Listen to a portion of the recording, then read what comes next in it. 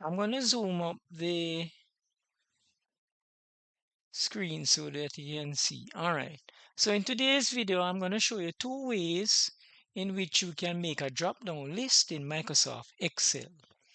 Now here we have the pizza, and in here we're going to have a drop-down list which will enable us to choose large, medium, or small without actually typing it in. So what we're going to do, we're going to click on the cell where we want the drop-down list to be. Then we go up to the data tab.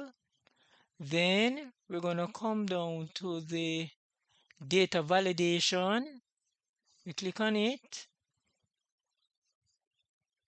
Click on data validation.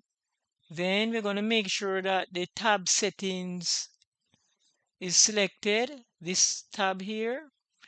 Then we're going to drop down here and select list. Then we're going to click right here to tell Excel that we want to get the information from the spreadsheet. So we click on it. And then here now we're going to select this range. Then we press enter. Then we press OK. Now here you see the little drop down arrow. So when you click on it, you can select large, medium, or small. All right. Now, as this is one way that you can do the drop down list. I'm going to show you another way whereby the information is on another sheet. So all right, so what we're going to do now, we're going to come back here.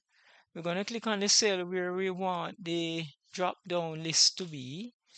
Then we're going to go up to the data tab.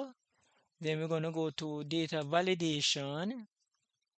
We're going to choose data validation. Then we're going to make sure that in this dialog box that we have the settings tab selected. Then where it says allow, we're going to drop down this arrow and choose list. Then we're going to tell Excel that we want to pick up the information from the spreadsheet. So we click on it here.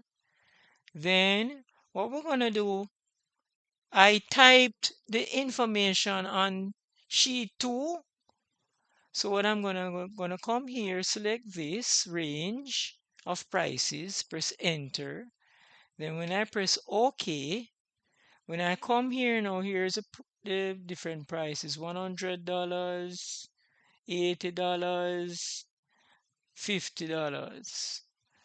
So I showed you the two ways that you can use to make the drop down list. So this brings us to the end of today's video. In today's video, I showed you the two ways in which you can make a drop-down list in Microsoft Excel. In the next video, we'll be looking at the introduction to the Excel software. So we're looking forward to seeing it in the next video.